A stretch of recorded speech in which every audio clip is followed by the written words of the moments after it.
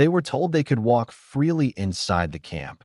No guard forcing their direction, no one shouting orders, and no one following closely behind. But instead of moving, the entire group stayed where they were, holding their position as if the first step itself was the danger. Because nothing about this felt real. The group stood in formation inside the camp yard, their spacing still tight from the previous movement, while the open space ahead remained completely empty, stretching forward without any visible boundary to guide them. One guard stepped forward, raised his hand, and pointed toward the yard, signaling that they could move without assigning a direction, then stepped back and remained in place without repeating the instruction. A prisoner near the front shifted his weight from one foot to the other, adjusting his stance as if preparing to step forward, then paused again, keeping his position unchanged. Another man turned his head slightly toward the open ground, scanning the space ahead for a brief moment before returning his gaze forward without moving. A third prisoner lifted his foot halfway, holding it in the air for a short second, then lowering it again without completing the step. One man at the center adjusted his posture, straightening his back and repositioning both feet closer together before becoming still again. Another prisoner glanced toward the men beside him, turning his head briefly to the left, then to the right, before facing forward once more.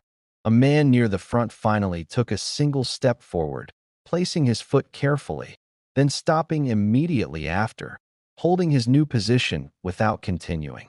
The small gap he created forced the man behind him to react, stepping forward once to close the distance, then stopping again in the same way. Another prisoner shifted slightly to the side instead of forward, stepping outward to create space, then correcting his position back into line after a brief moment. A man near the back adjusted his stance, stepping forward with a shorter stride, then halting again as the spacing between the group changed unevenly. One prisoner turned his head toward the guard again, holding the look for a second longer, then facing forward as the guard remained completely still. Another man lifted his foot again as if to move, then set it down in the same place without advancing, maintaining his position. The line began to lose its uniform shape, with small gaps opening and closing as different men made small movements without committing to walking forward. And as the open yard remained untouched in front of them, the first shift took place. Because the permission to move did not create motion, it created hesitation that spread through the entire group. One prisoner near the front finally moved again, taking a second step forward and shifting his weight fully this time, then slowing immediately as he entered the open space alone. Another man followed with a single step, closing the gap behind him, then stopping again, leaving a small distance between himself and the rest of the group. A third prisoner stepped diagonally instead of straight ahead, moving slightly to the right to avoid following directly, then halted after the movement. One man at the center took 2 quick steps forward, then reduced his pace sharply, stopping as soon as he reached the edge of the group ahead. Another prisoner adjusted his direction mid-step, placing his foot slightly offline before correcting his path and continuing forward for one more step. A man near the back hesitated longer, then stepped forward with a shorter stride, stopping again as soon as he aligned with the others. One prisoner turned his head briefly toward the guard while walking, then faced forward again and slowed his pace without stopping completely. Another man moved outward from the group, stepping left to create distance, then paused and remained separated for a moment. A third prisoner advanced further than the others, taking 3 continuous steps before stopping, becoming the furthest man inside the open yard. One man behind him increased his speed slightly to reduce the gap, then stopped again once the distance became smaller. A prisoner at the center shifted his shoulders while walking, adjusting his balance as he took another step forward, then slowed again. Another man stopped completely after stepping, holding his position while others continued to move past him in small increments. The formation began to break apart, no longer a single line, but a scattered group moving at different speeds and in slightly different directions. And as more men stepped into the open space without committing to a clear path, the second shift took place because movement had started, but no one was moving with certainty. The space between the prisoners began to widen as more men stepped forward at different speeds, breaking the original formation into smaller scattered groups across the yard. One prisoner moved further ahead than the others, taking 2 steady steps without stopping, then slowing as he noticed the distance growing between himself and the group behind him. Another man chose a different direction, stepping slightly to the left instead of following the same path, then stopping once he created space between himself and the others. A third prisoner continued straight forward, passing the position where the first group had stopped, then turning his head briefly as if checking whether anyone followed him. One man at the center stepped forward and then paused, forcing the prisoner behind him to adjust his path and move around him instead of stopping. Another prisoner shifted diagonally across the yard, walking at an angle before stopping and holding his position in the open space. A man near the back finally left his original spot, taking a longer step forward, then another, before slowing and stopping closer to the center. One prisoner stopped completely in the middle of the yard, standing still while others moved around him, creating a small gap in the flow. Another man approached that gap, stepped around him, then continued forward for a short distance before stopping again. A third prisoner walked further than anyone else so far, taking several steps in a straight line before finally slowing down and turning slightly. One man adjusted his direction again, stepping to the right this time, creating a different path away from the others before stopping. Another prisoner increased his pace briefly, closing the distance with a small group ahead, then stopped once he reached them. The yard no longer looked like a controlled formation, but a scattered set of movements, each prisoner acting independently without coordination. And as the separation between them became clear, the third shift took place, because the group had stopped behaving as a unit and started moving as individuals without direction. As the prisoners spread across the yard, several of them began to look toward the guards, expecting some form of correction, but the guards remained in their positions without stepping forward. One prisoner stopped and turned his head directly toward a guard, holding the look for a moment, then turning forward again when nothing changed. Another man slowed his movement while watching a guard at the edge of the yard, then continued walking when the guard did not respond. A third prisoner stepped further out of line than before, increasing the distance between himself and the others, then stopped as he waited for a reaction that never came. One man moved closer to the boundary of the yard, taking a longer step toward the edge, then pausing as he reached it without being stopped. Another prisoner walked past a guard at a closer distance than expected, keeping his pace steady while the guard remained still and did not intervene. A man at the center turned his body slightly toward the guards, then straightened again and continued walking forward without slowing.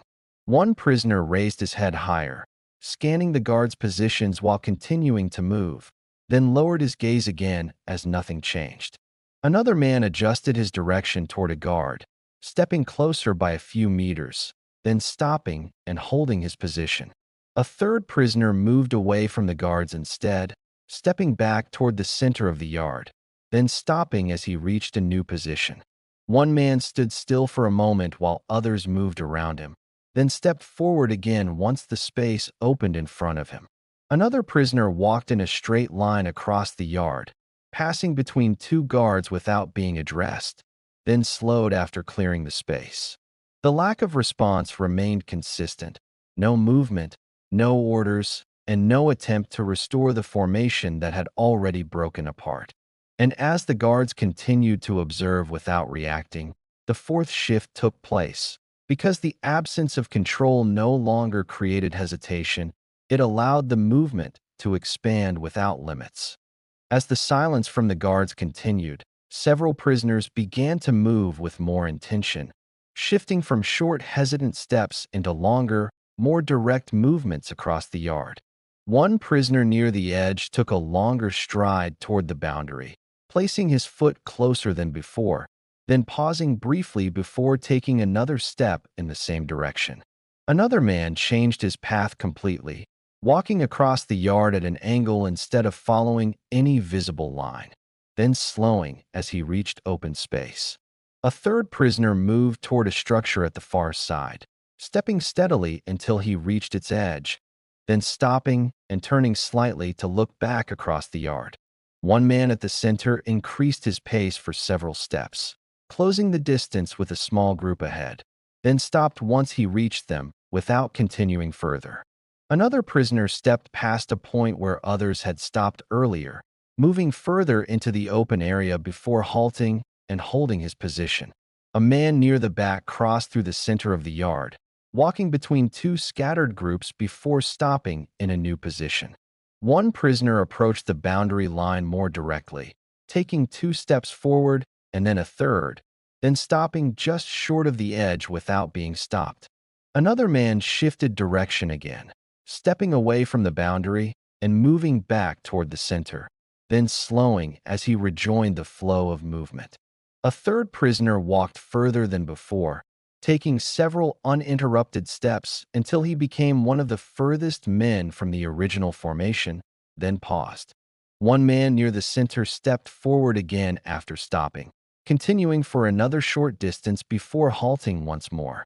Another prisoner tested the space between himself and a guard, walking closer than anyone else had, then stopping when the distance became minimal.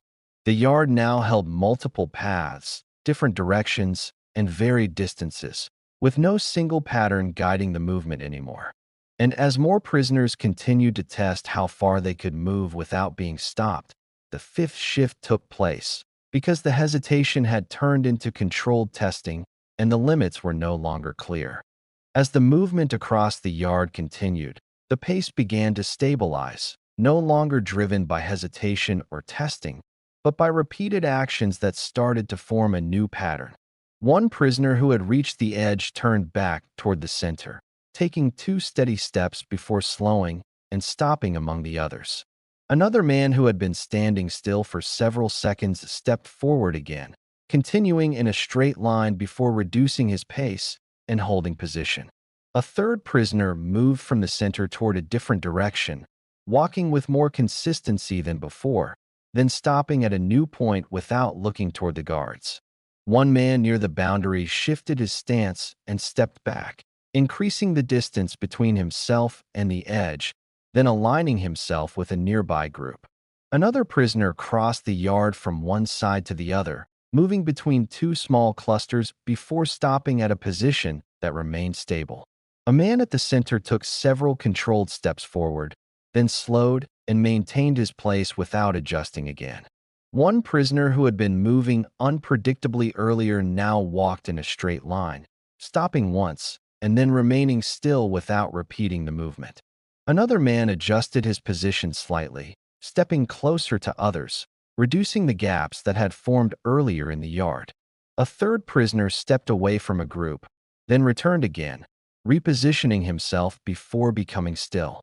One man near the back moved forward steadily, closing the distance with the others, then stopping as the spacing became more even. Another prisoner turned his body slightly while walking, then straightened and held his new position without further movement. The scattered movement began to settle into a slower rhythm, no longer uncertain, no longer testing, but controlled and repeated in smaller adjustments. And as the yard shifted from scattered motion into a new form of order, the final shift took place. Because the absence of control had not created chaos, it had created a different kind of structure that no one had expected. They had expected orders to define every step, boundaries to control every movement, and consequences to follow even the smallest deviation. But as the moment unfolded and nothing stopped them, nothing corrected them, and nothing forced them back into place, their movement changed in a way they had not prepared for, because the absence of control did not create freedom in the way they imagined. It created hesitation that spread through every action, turning each step into a decision that no one wanted to take first.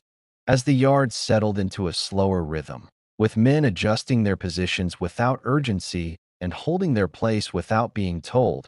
The space around them remained unchanged, yet the way they moved within it had already shifted completely, shaped not by commands, but by the uncertainty of what would happen if they continued, or if they stopped. And as the moment reached its end, with no signal to reset the formation and no instruction to return to order, the realization remained clear through their movement alone, because the freedom they had been given was not something they could immediately use, and the silence that replaced control had already changed the way they reacted to every step that followed. Thank you for spending this time here. If these quiet, true World War II stories matter to you, subscribing helps this channel continue.